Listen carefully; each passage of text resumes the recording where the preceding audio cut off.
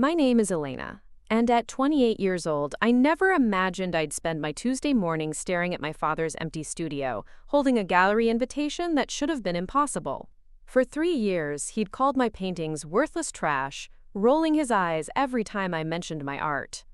He'd died of a heart attack 6 months ago, taking his disapproval to the grave. But somehow, impossibly, his signature was scrawled across the bottom of an invitation to the most prestigious gallery opening in the city, recommending my work to the curator. Before we jump back in, tell us where you're tuning in from, and if this story touches you, make sure you're subscribed, because tomorrow I've saved something extra special for you.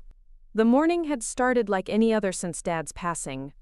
I'd been living in his house in Millbrook, a small artist community outside Denver, trying to sort through decades of accumulated belongings while working part-time at the local coffee shop to pay the bills. The house felt too big without his larger-than-life presence filling every room with classical music and the smell of oil paints and turpentine. I'd been avoiding his studio for months. It was the one room I couldn't bring myself to enter, where his last painting still sat unfinished on the easel, where his palette remained exactly as he'd left it the morning he died. My stepmother Victoria had been pressuring me to clean it out, reminding me constantly that the house needed to be sold soon to settle the estate debts. She never understood why I'd moved back after the funeral, why I couldn't just pack everything up and move on with my life in Chicago. The invitation had arrived in yesterday's mail, mixed in with the usual stack of condolence cards and bills. Cromwell Gallery was legendary in the art world, the kind of place where careers were made with a single showing. I'd dreamed of exhibiting there since art school, but their standards were impossibly high. They only featured established artists, or those with extraordinary recommendations from respected figures in the community. The invitation was cream-colored paper with elegant black lettering, addressed to Elena Rodriguez with a handwritten note in the margin. Miss Rodriguez, your father spoke so highly of your work before his passing. We would be honored to discuss a potential exhibition of your paintings. Please join us this Thursday at 7 for a private viewing. It was signed by Margaret Cromwell herself, the gallery owner, whose approval could launch an artist into the stratosphere. But that wasn't what made my hands shake as I held the paper. At the bottom, in handwriting I'd recognize anywhere, was a note that made my heart stop. Mija, your art has always been beautiful. I'm sorry I never told you. Love, Papa. The signature was unmistakably his, the same flowing script he'd used to sign his own paintings for 40 years. I'd stared at those words for an hour before I could even process what they meant. Dad had been gone for 6 months. I'd watched them lower his casket into the ground at Sacred Heart Cemetery. I delivered the eulogy, talking about his passion for art and his dedication to teaching, carefully avoiding any mention of how he'd crushed my dreams with his constant criticism. The confusion turned to disbelief, then to a desperate need for answers. I grabbed the spare key to his studio from the kitchen drawer, my hands trembling as I unlocked the door I'd kept sealed since his death. The studio was exactly as he'd left it. Canvases leaned against every wall, paintbrushes soaked in jars of murky water, tubes of paint scattered across his work table. The smell hit me immediately, that distinctive combination of linseed oil and creativity that had defined my childhood. But as I looked around the familiar space, I noticed something that made my breath catch. On his desk, partially hidden under a stack of art magazines, was a folder I'd never seen before. Inside were photographs of my paintings. Dozens of them, taken over the past several years. Some were pieces I'd shown him, others were works I'd never shared with anyone. The photos were carefully organized in chronological order, with handwritten notes in the margins. Improved use of color, read one note. Much stronger composition than last year, said another. Beneath the photographs was a stack of letters, all addressed to various galleries and art dealers around the country. Each letter was a glowing recommendation for my work, describing my artistic vision with words I'd never heard him use when speaking to me directly. Elena Rodriguez possesses a rare sensitivity to light and shadow. One letter read, her emotional depth and technical skill mark her as an artist of exceptional promise. The letters were dated over the past 2 years, but none of them had been sent. They were drafts, written and rewritten, with crossed-out phrases and margin notes showing how carefully he'd chosen each word. At the bottom of the pile was a business card for Margaret Cromwell, with a handwritten phone number and the note, "Called 3 times." Still working up courage, I sank into his old leather chair, the one he'd sat in every morning with his coffee and sketchpad, trying to make sense of what I was seeing. The man who had spent years telling me that art was a foolish career choice, who had suggested I study something practical like accounting or nursing, had secretly been documenting my progress and trying to promote my work to some of the most influential people in the art world. My phone buzzed with a text from Victoria. "Elena, the realtor wants to schedule another showing next week. We really need to get that studio cleaned out. There's also some paperwork from the estate attorney that needs your signature." I'd been putting off dealing with the legal aspects of Dad's death, letting Victoria handle most of the arrangements while I wallowed in grief and confusion. Now I wondered what else I might have missed. What other secrets might be hidden in the house I'd grown up in? I spent the rest of the day going through every drawer, every cabinet, every box in the studio. Behind a filing cabinet, I found another folder, this one containing rejection letters from galleries where Dad had apparently submitted my work without my knowledge. The rejections were polite but firm, explaining that they weren't accepting new artists at the time, or that my style didn't fit their current exhibition themes. But mixed in with the rejections were a few acceptance letters, invitations to group shows at smaller galleries that I'd never known existed. One letter, dated just 3 months before his death, was from a curator in Santa Fe who was planning a showcase of emerging Southwestern artists and wanted to include 2 of my landscape paintings. As evening approached, I found myself sitting on the studio floor, surrounded by evidence of a secret life my father had been living, one where he believed in my talent enough to fight for recognition I'd never asked him to seek. The contradiction was overwhelming. How could the man who had dismissed my dreams to my face have been working so hard behind the scenes to make them come true? I picked up the invitation to the Cromwell Gallery again, studying the handwriting at the bottom. The more I looked at it, the more impossible it seemed. Dad's signature, his handwriting, his pet name for me that no one else had ever used. But he'd been dead for 6 months. I'd been at the hospital when the machines stopped beeping, had held his cold hand as the nurses covered his face with a sheet. The rational part of my mind suggested explanations. Maybe he'd written the note before he died, and Margaret Cromwell had only recently decided to use it. Maybe someone had forged his handwriting, though I couldn't imagine who would have the motive or the skill. Maybe I was having some kind of grief-induced breakdown, seeing things that weren't really there. But as I sat in his studio surrounded by his paints and his dreams for my future, none of those explanations felt right. The handwriting was too perfect, too fresh. The paper showed no signs of aging, and the specific reference to my recent work, paintings I had completed months after his death, made any pre-written explanation impossible. I called. Preparing and narrating this story took us a lot of time, so if you are enjoying it, subscribe to our channel. It means a lot to us. Now, back to the story. The gallery. Not sure what I intended to say. The phone rang 3 times before a cultured voice answered. Cromwell Gallery. This is Margaret speaking. Miss Cromwell, this is Elena Rodriguez. I received an invitation to a private viewing. Elena, I'm so delighted you called. Your father's recommendation was absolutely glowing. He spoke about your work with such pride and passion. I've been hoping to meet with you for months. My throat tightened. When exactly did you speak with my father? There was a pause.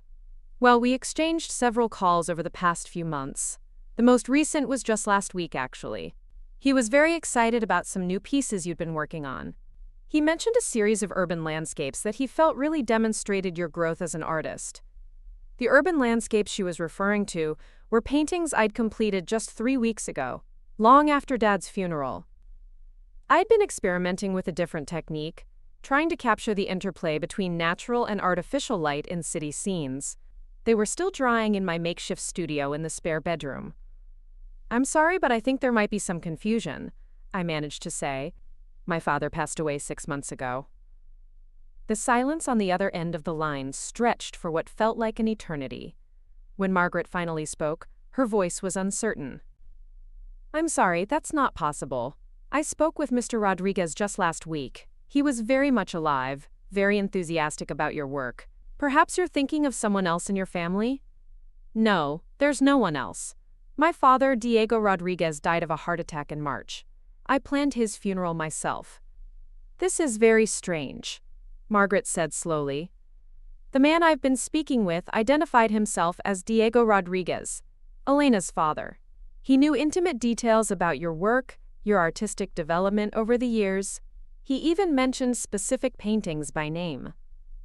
After I hung up, I sat in the growing darkness of the studio, trying to process what I'd learned. Someone had been impersonating my dead father, speaking to gallery owners about my work with knowledge that should have been impossible to possess. But who would have such detailed information about my paintings? Who would care enough about my career to orchestrate such an elaborate deception? I thought about the people in my life who knew about my art. There was Marcus, my ex-boyfriend from Chicago, but we'd broken up over a year ago and he'd never shown much interest in my creative work anyway. There were a few friends from art school, but none of them lived in Denver or had any connection to the local gallery scene. My stepmother Victoria had always been supportive of my artistic pursuits, but she didn't have the technical knowledge to discuss my work in the detailed way Margaret described. Besides, Victoria had been just as eager as I was to settle Dad's estate and move forward with our lives. The more I thought about it, the more impossible the situation became. The handwriting on the invitation was unmistakably Dad's. The knowledge of my recent work was too specific to be guessed at or researched.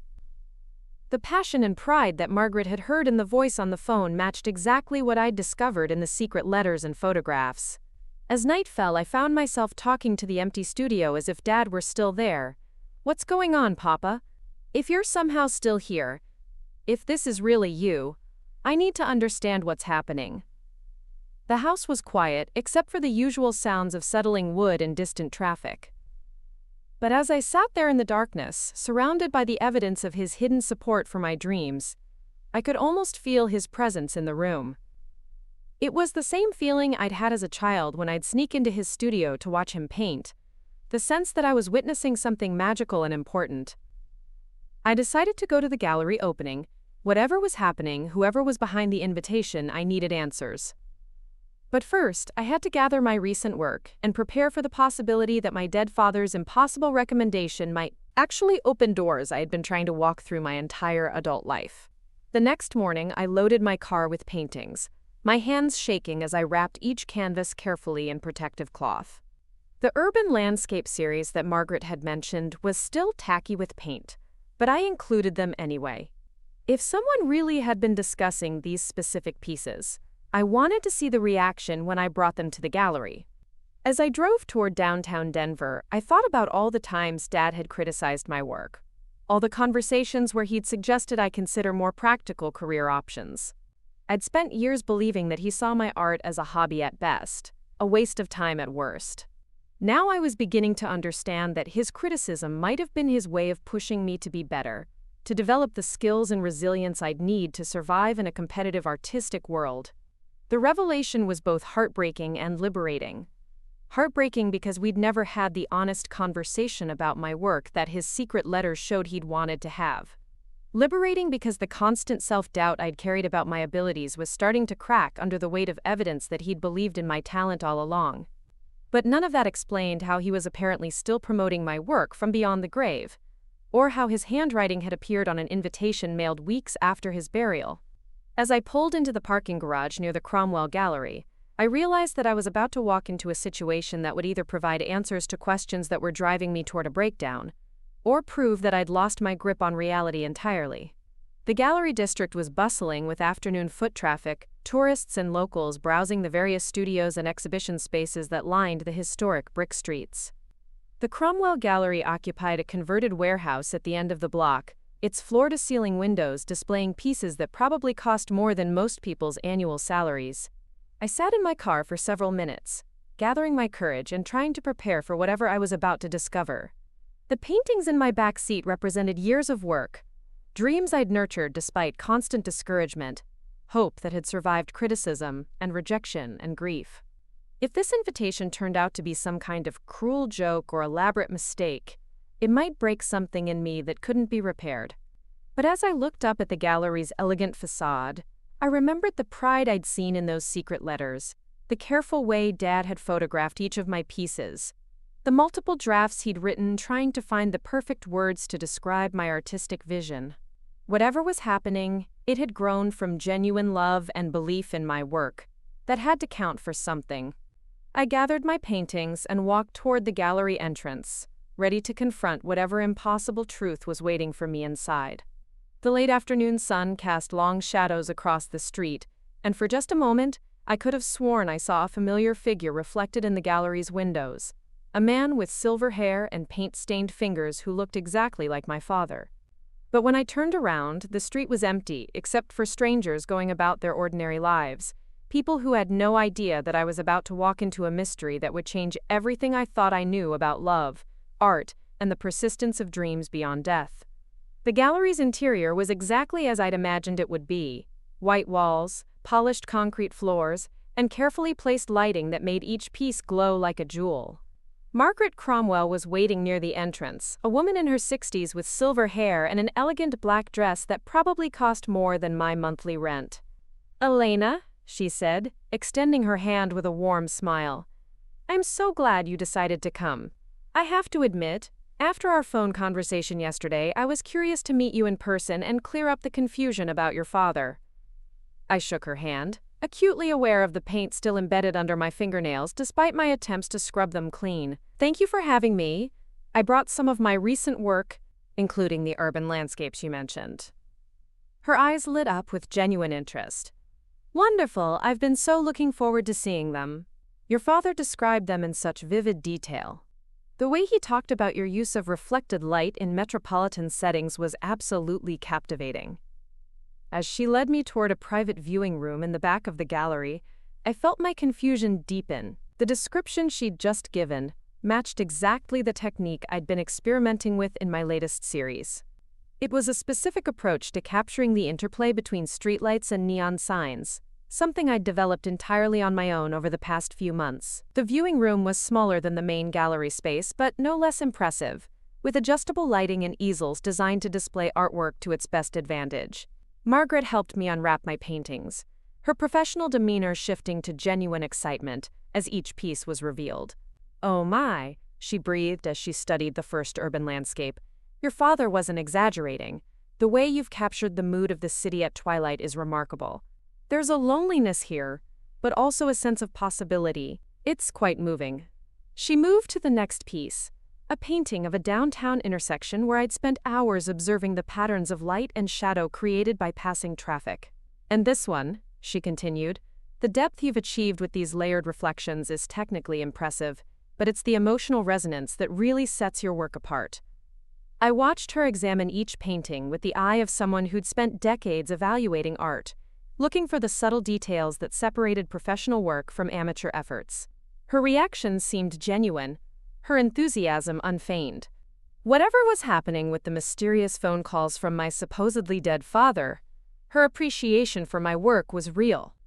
"Elena," she said, turning away from the paintings to face me directly, "I need to ask you something, and I hope you won't think I'm losing my mind." The man I've been speaking with on the phone, the one who identified himself as your father, described these paintings in perfect detail before I ever saw them.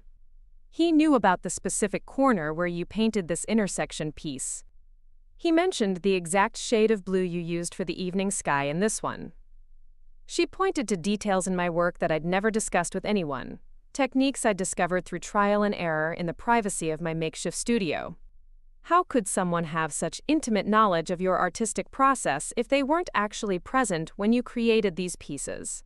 The question hung in the air between us, like a challenge to everything I thought I knew about reality. I'd been asking myself the same thing since I'd found the invitation, but hearing it from someone else made the impossibility of the situation feel even more surreal. "I don't know," I admitted. "My father died 6 months ago. I watched them bury him. But someone has been impersonating him, and that someone knows things about my work that should be impossible to know."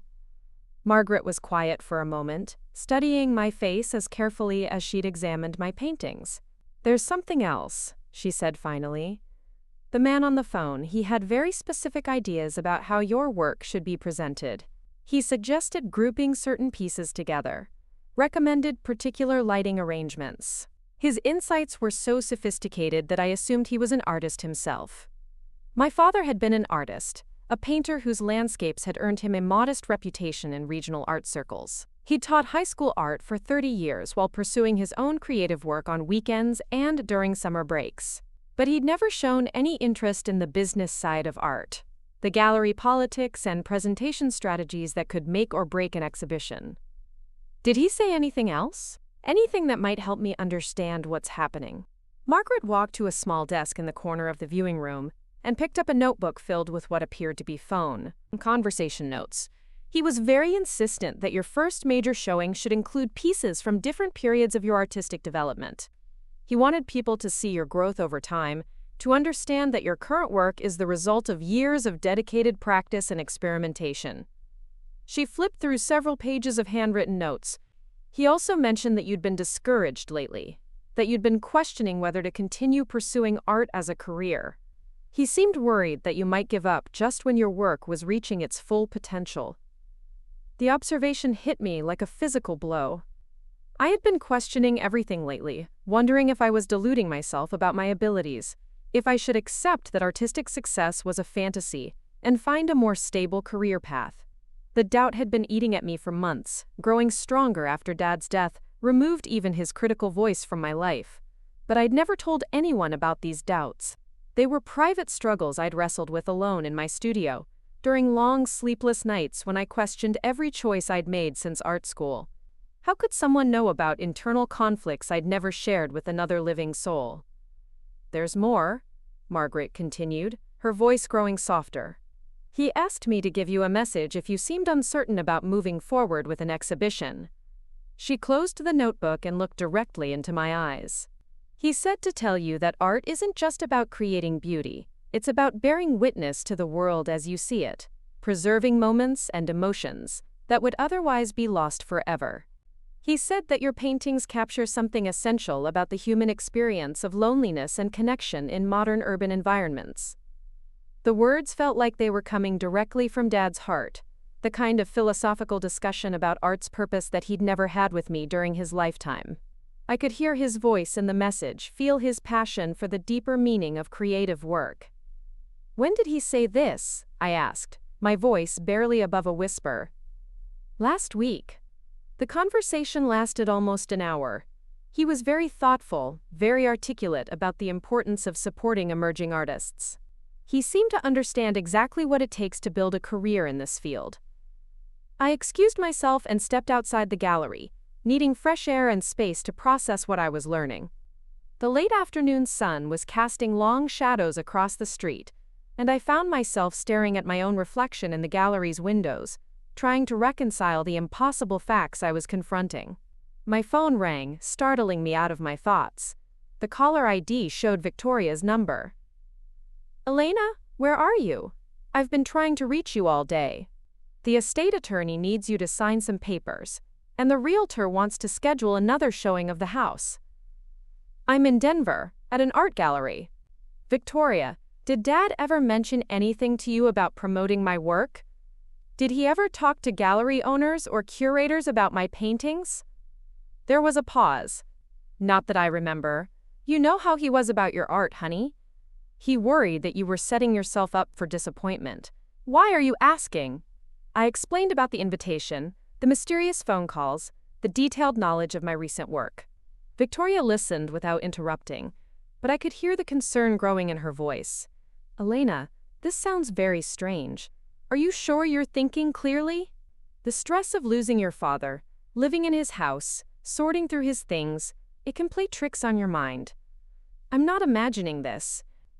The gallery owner has detailed notes from conversations with someone claiming to be my father. Someone who knows intimate details about paintings I completed after he died. Honey, I think you should come home. Maybe we should talk to Dr. Martinez about getting you some help processing your grief." After I hung up, I stood outside the gallery trying to decide what to do next. The rational part of my mind agreed with Victoria. The stress of the past 6 months, the guilt over my complicated relationship with Dad, the financial pressure of settling his estate. All of it could be contributing to some kind of psychological break from reality. But the evidence inside the gallery was real. Margaret's notes were real. The specific details about my artistic techniques were too accurate to be coincidental or imagined. Someone with intimate knowledge of my work had been promoting it to one of the most prestigious galleries in the region. I walked back inside, where Margaret was still studying my paintings with obvious interest. "I'd like to offer you a solo exhibition," she said without preamble. "Your work is strong enough to carry an entire show. And frankly, I think the art community needs to see what you're doing with urban landscape painting. It's a fresh perspective on familiar themes." The offer was everything I'd dreamed of since art school, the kind of opportunity that could launch a serious career. But it came wrapped in a mystery that I couldn't solve, tied to impossible phone calls from my dead father. "Can I ask you a favor?" I said. "If the man who's been calling you contacts you again, would you mind putting him on speakerphone? I'd like to hear this voice for myself." Margaret agreed, though I could see the uncertainty in her eyes. She was beginning to realize that she'd become involved in something much stranger than a simple artist recommendation. As I loaded my paintings back into my car, I made a decision. I was going to accept the exhibition offer, but I was also going to solve the mystery of who was impersonating my father and how they knew so much about my private artistic journey. The truth, whatever it was, would either confirm that I was losing my grip on reality or reveal something about Dad's death that I'd missed entirely. The drive back to Millbrook gave me time to think, to plan my next steps. I needed to go through Dad's belongings more systematically, looking for any evidence of connections to the art world I might have overlooked. I needed to talk to people who had known him well, to see if anyone else had received strange communications or noticed unusual behavior before his death. Most importantly, I needed to prepare myself for the possibility that my understanding of my relationship with my father had been completely wrong, that the man who had seemed to dismiss my dreams had actually been my greatest advocate, working behind the scenes to support a career he'd never acknowledged believing in. As I pulled into the driveway of the house where I'd grown up, where Dad had spent his final years creating art and apparently planning for mine, I realized that I was about to embark on a journey that would either destroy everything I thought I knew about my family, or reveal a love so profound that it had found a way to transcend death itself. The house felt different when I entered, charged with possibility and mystery. I went straight to Dad's studio, determined to search every corner for clues I might have missed. The folder of secret letters was just the beginning. Somewhere in this room, full of art and dreams and unfinished projects, there had to be answers to questions that were threatening to unravel my understanding of reality itself. But as I stood in the doorway looking at the easel where his last painting still waited for brushstrokes that would never come, I felt a presence that was both familiar and impossible. It was as if Dad were standing right behind me, ready to finally have the conversation about art and ambition and love that we'd never managed during his lifetime. Tomorrow, I would call Margaret Cromwell and accept her exhibition offer. Tonight, I would search for the truth about my father's secret life as my greatest supporter. And somehow, in the space between those two certainties, I would have to find a way to understand how love could be so powerful that it refused to be limited by something as final as death. I woke before dawn with a plan that felt both logical and completely insane. If someone was truly impersonating my father, they had to have access to information that no stranger could possess. That meant the person behind these calls was either someone who had known Dad intimately or had somehow gained access to his private thoughts about my artwork. Neither possibility offered comfort. The first thing I did was drive to Sacred Heart Cemetery, where Dad was buried in the family plot next to my grandmother. The morning air was crisp and still, with only the groundskeeper's truck visible in the distance. I stood at his gravestone for nearly an hour, reading the dates that confirmed what I already knew. Diego Rodriguez, beloved husband and father, had been dead for 6 months. But standing there in the quiet cemetery, I found myself speaking to him as if he could hear me. "Papa, if this is really you somehow, I need you to give me a sign that won't make me question my sanity. And if this isn't you, if someone is playing games with your memory, help me figure out who and why. The only response was the wind moving through the pine trees that bordered the cemetery, but I felt something shift inside me. Whether it was resolve or desperation, I couldn't tell, but I was no longer content to wait for answers to find me. My next stop was Millbrook Community College, where Dad had taught for 3 decades.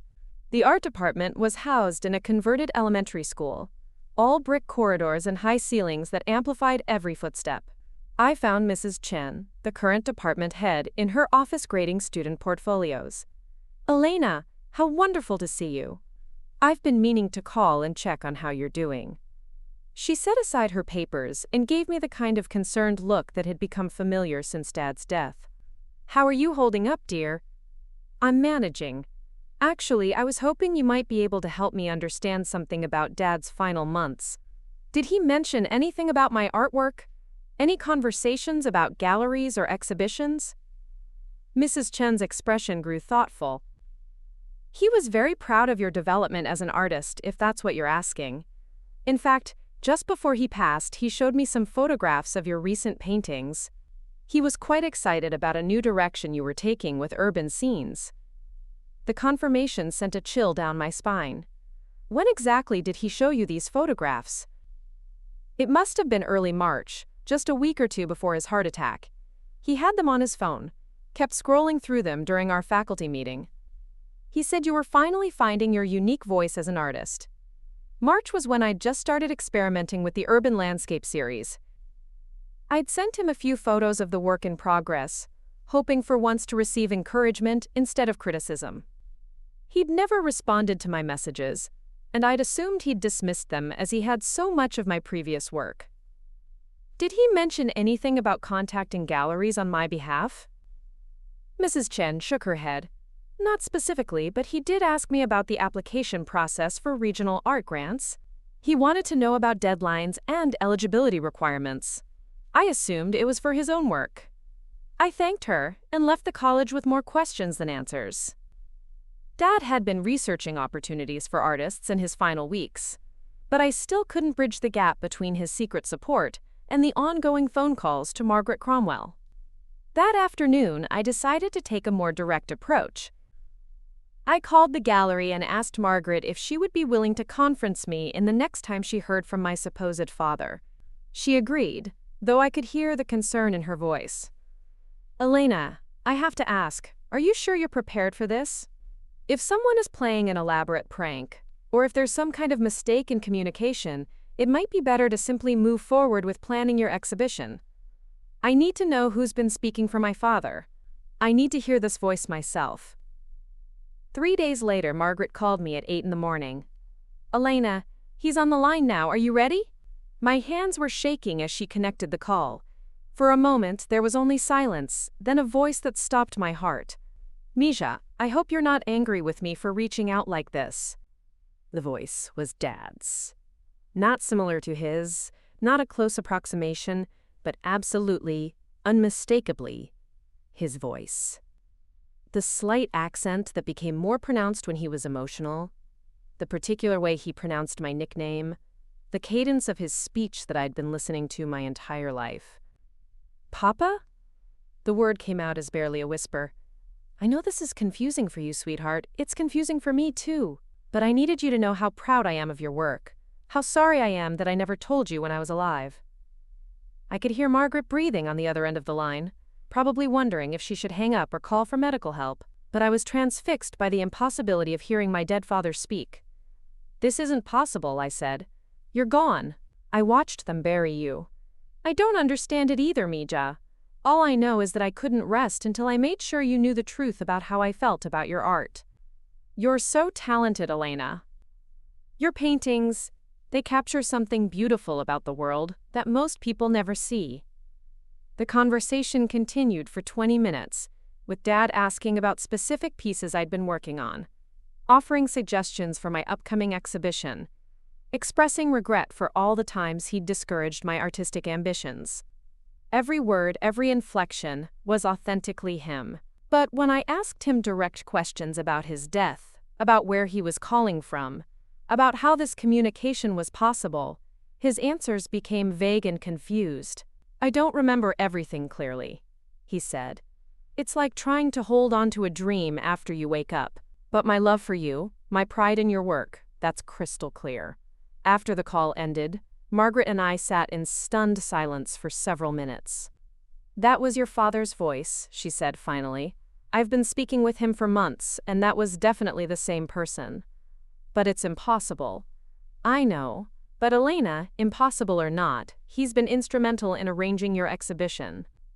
He's provided insights about your work that have helped me understand how to present it effectively.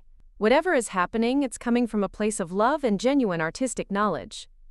I spent the rest of the day in a daze, torn between joy at hearing Dad's voice again and terror at the implications for my mental health. I called Victoria and tried to explain what had happened, but she insisted I seek professional help immediately.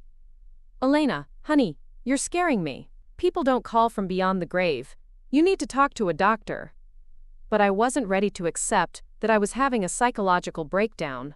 The voice on the phone had been too real, too specific in its knowledge of my current work. If this was a delusion, it was remarkably detailed and consistent. I decided to test the situation.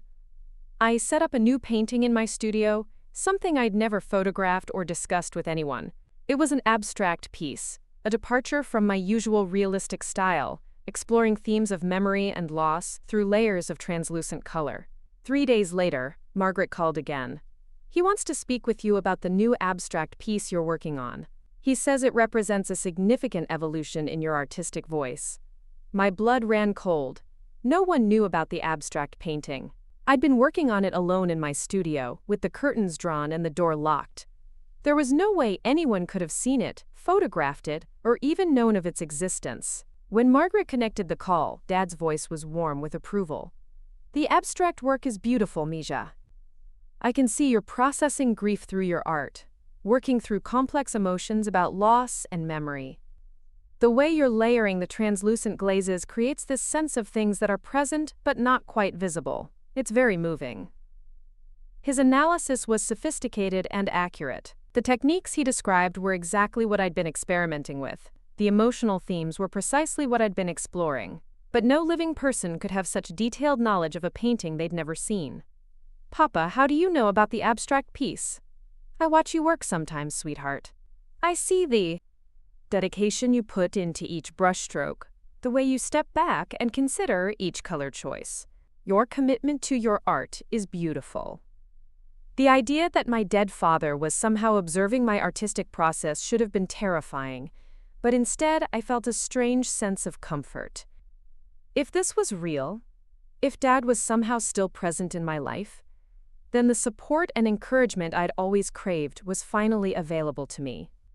But if this wasn't real, if I was creating elaborate conversations with a figment of my grief-stricken imagination, then I needed help before the situation deteriorated further. I decided to involve someone else in the mystery. My friend Jake, who had been Dad's teaching assistant during his final semester, agreed to come to Millbrook and help me investigate. Jake was practical and skeptical, the kind of person who would notice details I might miss and ask questions I might be afraid to confront. "Elena, I've known you since college," he said when he arrived that evening. "You're one of the most mentally stable people I know. If you say something strange is happening, I believe you, but we need to approach this systematically." We spent hours going through Dad's belongings, looking for any evidence of technology that might explain the mysterious phone calls. Hidden recording equipment, voice synthesis software, anything that might account for the impossible communications. What we found instead was more evidence of Dad's secret support for my career. In his bedroom closet, behind boxes of teaching materials, was a portfolio containing professional photographs of my artwork dating back 5 years. The photos were gallery quality, taken with expensive equipment and professional lighting. "Elena, these aren't phone snapshots," Jake said, examining the images. "Someone hired a professional photographer to document your work. The lighting, the composition, the print quality. This represents a significant financial investment."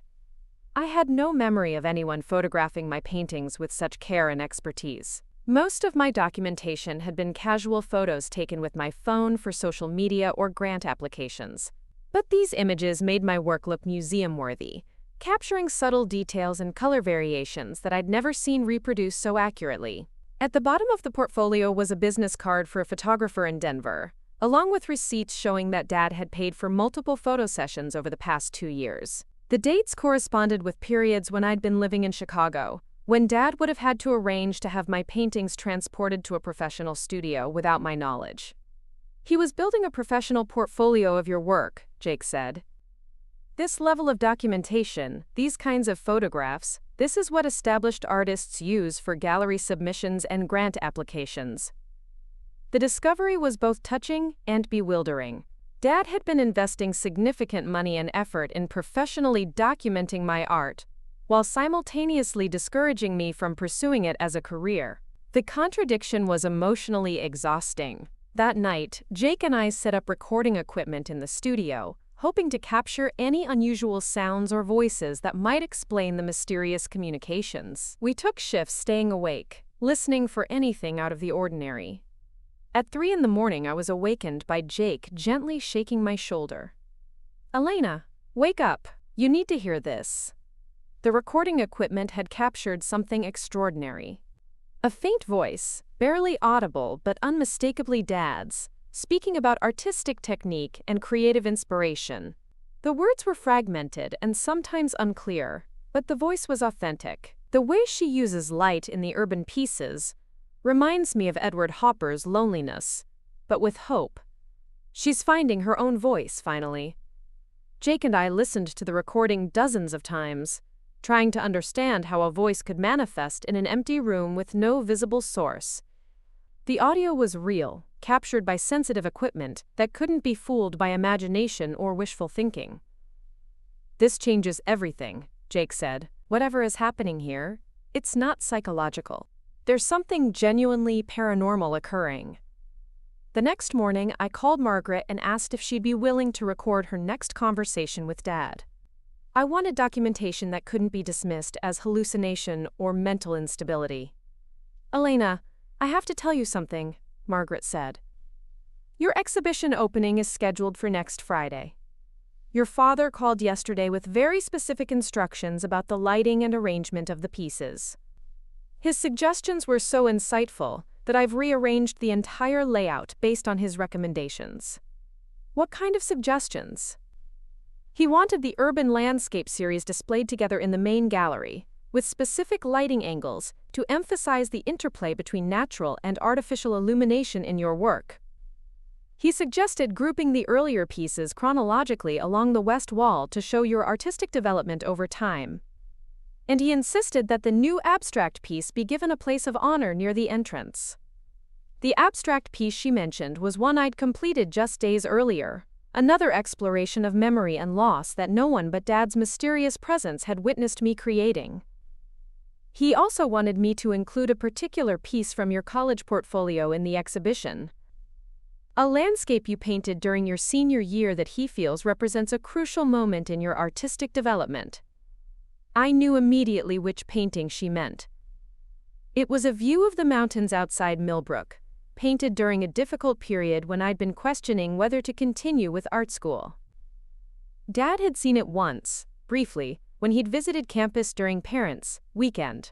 I'd never shown it to anyone else, had almost thrown it away several times. "I don't have that painting anymore," I lied, knowing exactly where it was stored in the back of my closet. "He said you might say that. He gave me detailed instructions on where to find it in your house." The instructions Margaret relayed were precise and accurate. The painting was indeed stored behind winter clothes in my bedroom closet, wrapped in an old sheet and forgotten for nearly 6 years. That evening, I retrieved the college landscape and studied it with new eyes. It was rough in places, showing my inexperience with certain techniques, but there was an emotional honesty to it that my more recent work sometimes lacked. I could see why Dad had remembered it, why he wanted it included in my first major exhibition. But I could also see something I'd missed when I'd painted it. In the corner of the canvas, barely visible unless you knew where to look, was a tiny signature that wasn't mine. "Dr." written in Dad's distinctive hand, so small and faded that it was almost invisible. Jake examined the signature under a magnifying glass. "Elena, this was added recently. The paint is different from the original work. Newer. Someone signed this painting within the last few months. The implications were staggering. Someone had accessed my stored paintings and added Dad's signature to a piece I'd created in college. Someone who knew exactly where to find the painting and had the skill to match Dad's handwriting style perfectly. "We need to check all of your stored work," Jake said. "If someone has been accessing your paintings, there might be other changes or additions." We spent the next several hours examining every canvas I'd stored in the house. What we found defied rational explanation. Several of my older pieces had been subtly altered, with small improvements to composition or color balance that enhanced their overall impact. The changes were so skillfully done that they seemed to be part of the original work, but they represented techniques I hadn't mastered until years after creating the base paintings. "Someone has been restoring and improving your artwork," Jake said.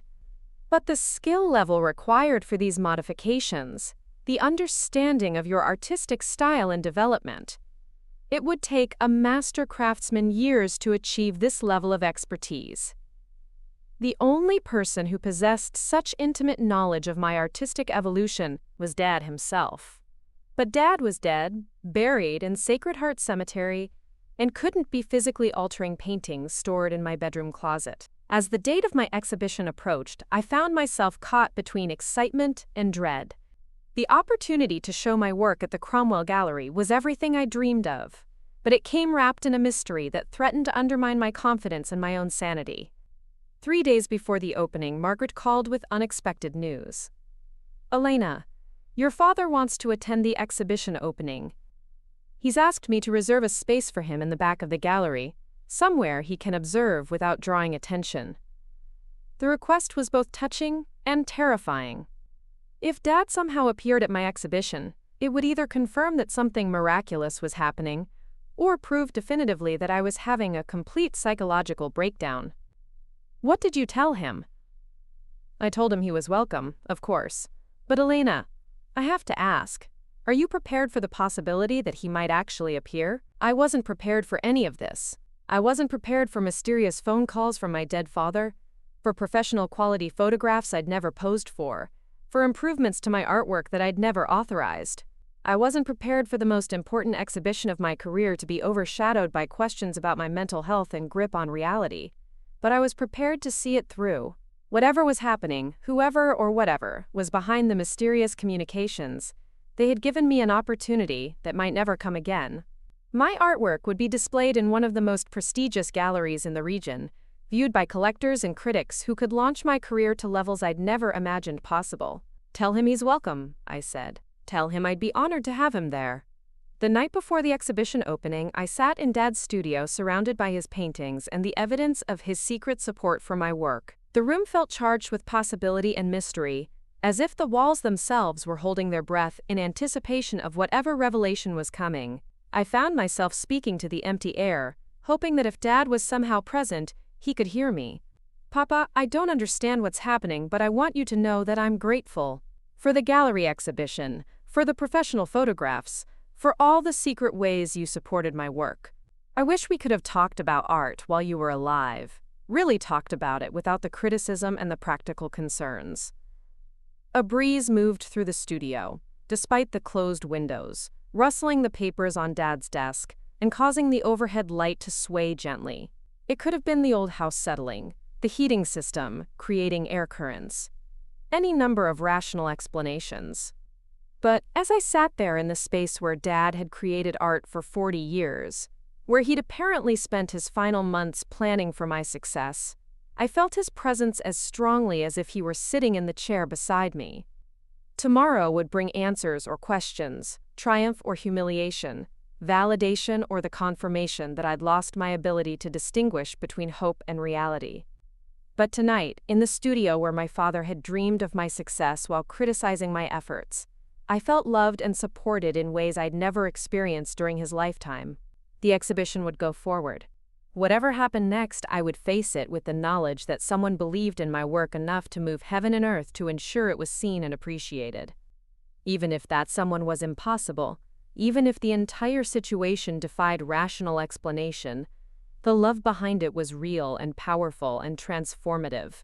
I fell asleep in Dad's chair, surrounded by canvases and dreams and the lingering scent of linseed oil, preparing to wake up to a day that would either launch my career or shatter my understanding of the boundary between life and death. The morning of the exhibition arrived with unseasonable warmth and crystalline sunlight that seemed designed to highlight every detail of the world with perfect clarity.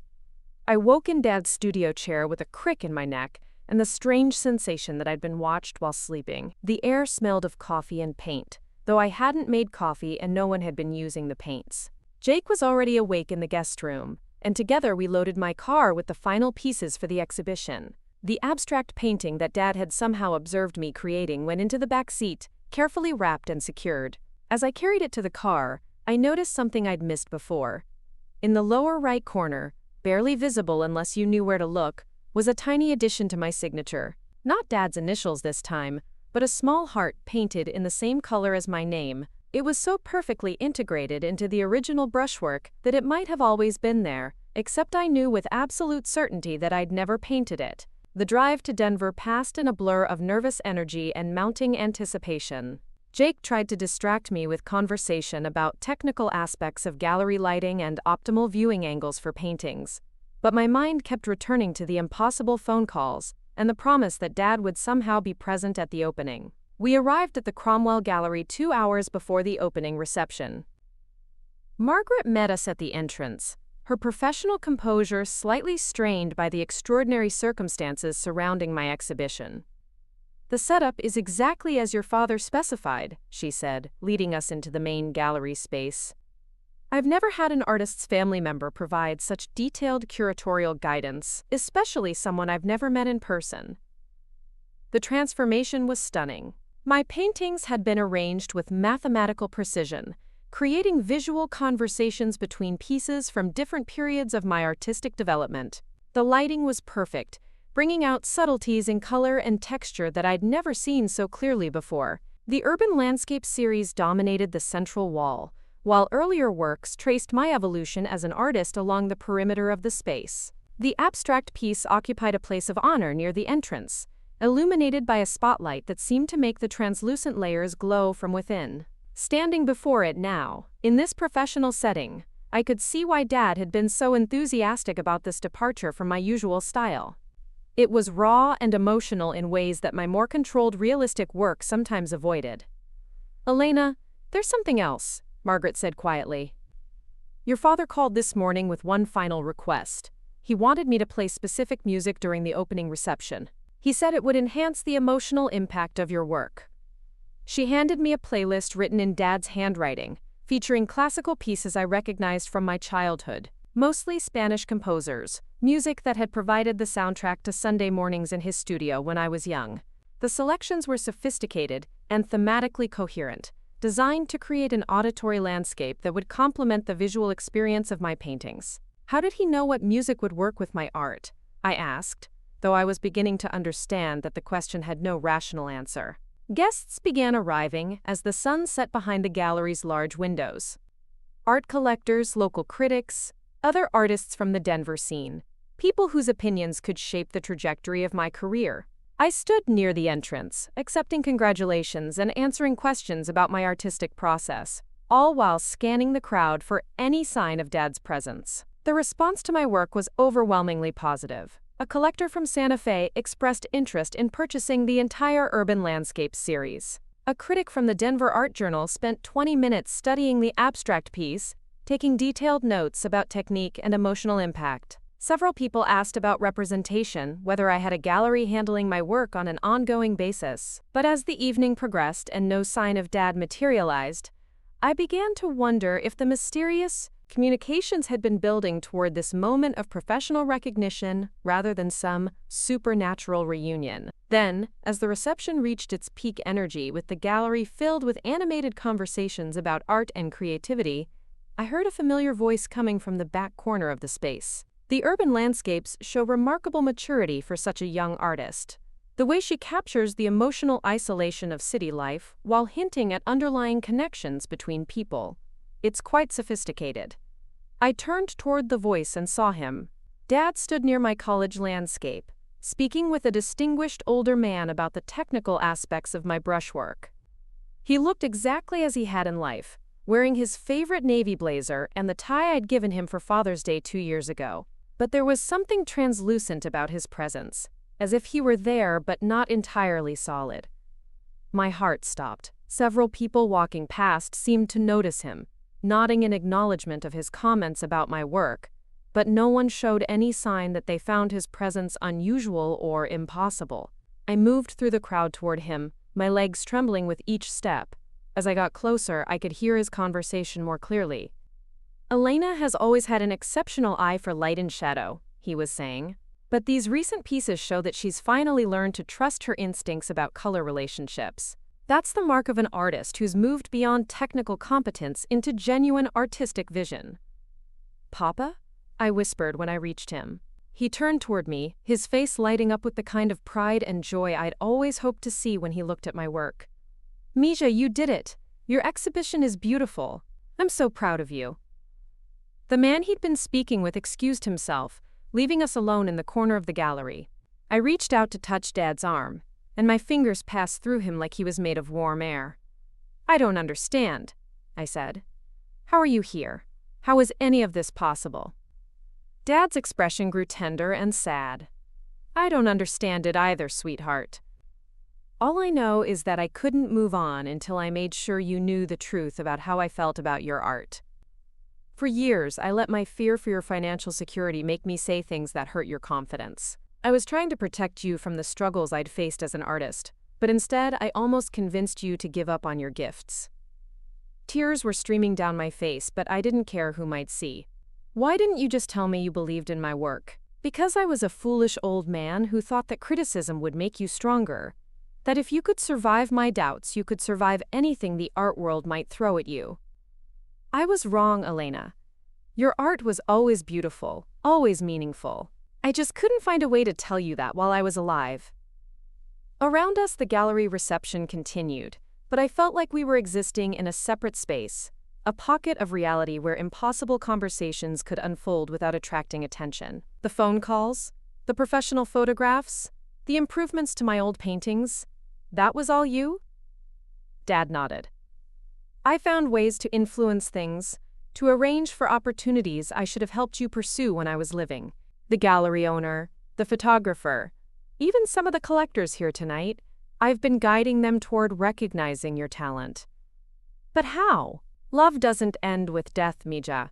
Sometimes it finds new ways to express itself, new ways to protect and nurture the people we care about.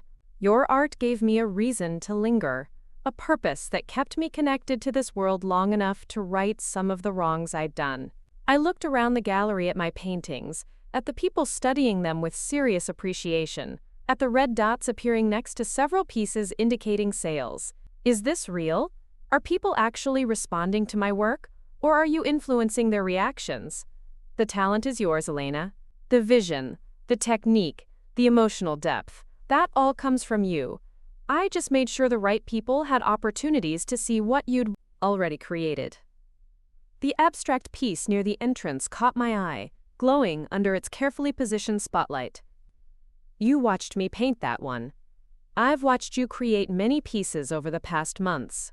It's been one of the greatest privileges of my existence, seeing you work without the burden of my criticism, watching you develop confidence in your artistic instincts." A young woman approached us, clearly wanting to discuss the landscape I was standing near. Dad stepped aside with a smile, and as he did, I noticed that he was becoming more translucent, less solid-looking than he'd been moments before. "Miss Rodriguez?" "I'm Sarah Chen from the Colorado Arts Foundation. Your work is remarkable. We'd love to discuss a possible grant opportunity for emerging artists." I managed to have a coherent conversation with Sarah about my artistic goals and the themes I was exploring in my work, but part of my attention remained focused on Dad, who was moving slowly around the gallery observing people's reactions to my paintings. When Sarah moved on to examine other pieces, I rejoined Dad near the abstract painting. "You're fading," I observed. "My purpose here is almost complete," he said. "You don't need my protection or guidance anymore, Elena.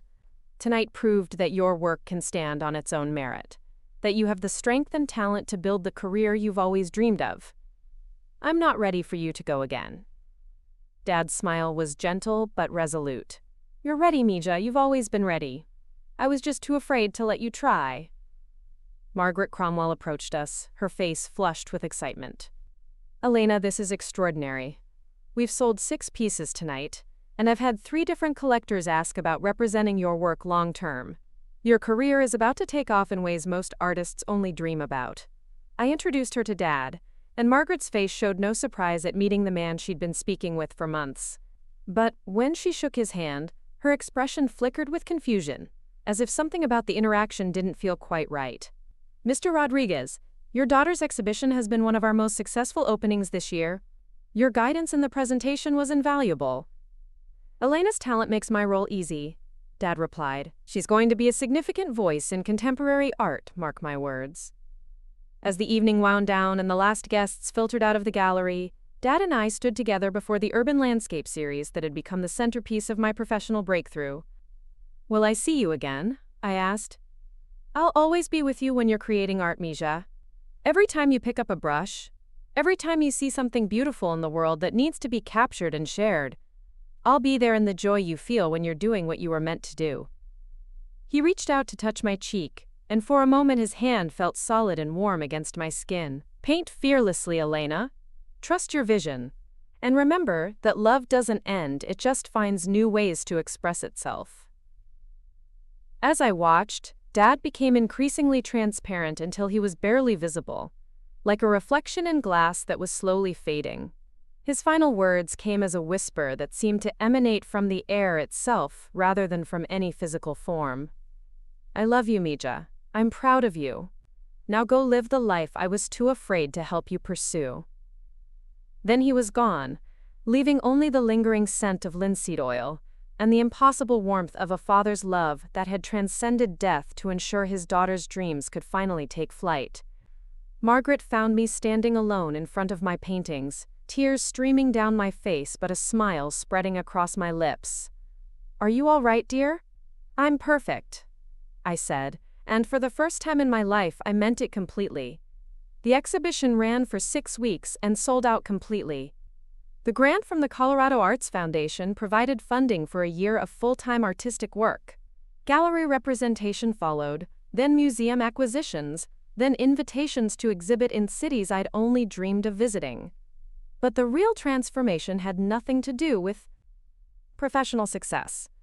I painted now with a confidence and freedom I'd never experienced, secure in the knowledge that my work had value, regardless of external validation. Every brushstroke was informed by the understanding that creativity itself was a form of love, a way of bearing witness to the beauty and complexity of existence. Sometimes, when I'm working late in my studio and the light is just right, I catch a glimpse of a familiar figure in my peripheral vision. A man with silver hair and paint-stained fingers, watching with pride as his daughter creates the art he always knew she was capable of making. I never speak to these appearances directly, never try to hold on to them longer than they naturally last, but I paint more boldly when I sense his presence, take greater risks with color and composition, trust my instincts in ways I never could when his criticism felt like the final judgment on my efforts. Art, I've learned, is about more than technique or commercial success. It's about love made visible, dreams given form, the miraculous transformation of ordinary materials into vessels for human emotion and experience. And sometimes, when love is powerful enough, it finds ways to nurture and protect that transcend the boundaries of life and death itself.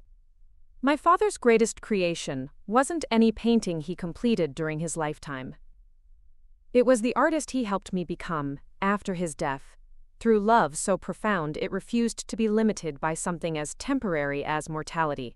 Every canvas I touch, every color I mix, every moment of creative joy I experience, is a continuation of his love story with art and with me. Up next, you've got 2 more standout stories right on your screen. If this one hit the mark, you won't want to pass these up. Just click and check them out.